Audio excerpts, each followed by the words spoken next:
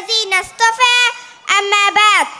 सदर मजलिस, असातिज़े कराम, मेहमाने गिरामी कद्र, मुअज़्ज़ज़ सामईन, आज के इस पुर्रौनक बज़्म में मेरी तकरीर का उन्वान है ख़वातीन पर अल्लाह और उसके रसूल के एहसानात।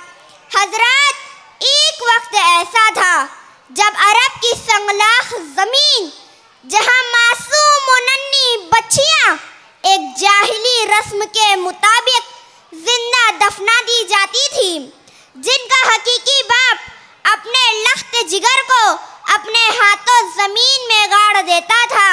वइज़ल मौऊदतु सुइलत बिअय्यि ज़म्बिन कुतिलत, जिस दिन जिंदा दफनाई गई बच्चियों से सवाल होगा कि वो किस गुनाह के तहत कत्ल की गई थी। हजरत, तारीख बताती है कि इनका गुनाह वही था जो हर दौर में होता रहा है और आज भी हो रहा है। कल भी औरतों की पैदाश बाइसे आर थी और आज भी लड़कियां रस्म जहेज और शादी की भेंट चढ़ रही है।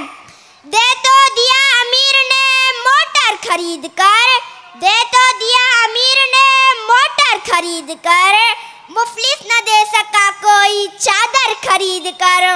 बढ़ती हुई जहेज की लानत तो देखिए, बढ़ती हुई जहेज की लानत तो देखिए, देता है बाप बेटी को शोहर खरीद कर।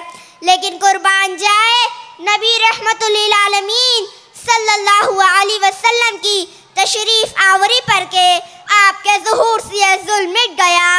आपने आकर औरतों के सरों पर इज्जत का आंचल रखा, उनको नौ इंसानियत और आबाद दुनिया महकता फूल बताया।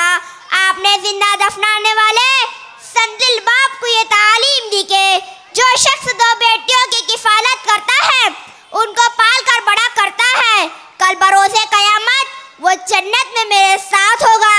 इतना करीब जितनी ये दो उंगलियां हैं। आप सल्लल्लाहु अलैहि वसल्लम ने मज़ीद फरमाया, जो शख्स अपनी उन बेटियों के सिलसिले में परेशानियां झेलता है और उनके साथ अच्छा बर्ताव करता है तो ये बेटियां बरोज़े क़यामत इसके लिए जहन्नम से पर्दा बनेगी।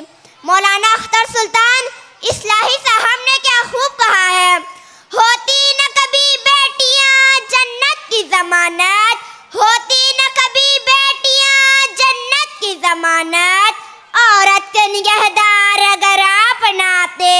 हजरत, नबी रहमत मोहसिन इंसानियत सल्लल्लाहु अलैहि वसल्लम ने औरतों को जिंदगी के हर मोड़ पर हुकूक दिए।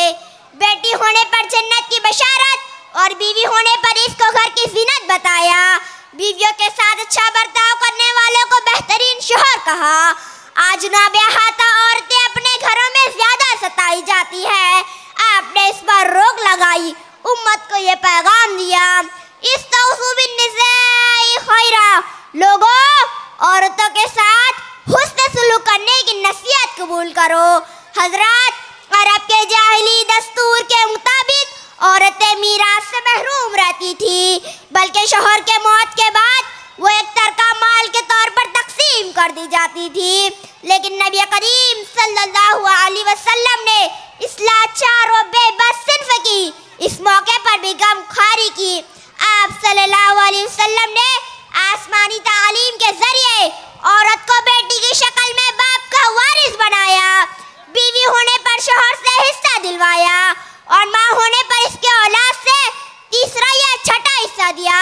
हद तो यह है कि बुढ़ापे में पहुंचकर इस औरत को जद्दा कहा और दादी को इसके पोते के माल से छठा हिस्सा देकर यह ऐलान कर दिया।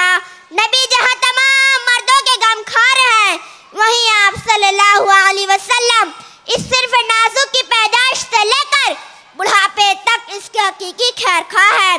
ब्रादराने इस्लाम, आप सल्लल्लाहु अलैहि वसल्लम की तालीमात का ही वो असर था जिससे दुनिया में इनकलाब आया, औरतों को इज्जत मिली। दौरे अव्वल से लेकर आज तक मोमिन मर्द और औरत मिलकर इस दुनिया को हसीन माहौल देते रहे।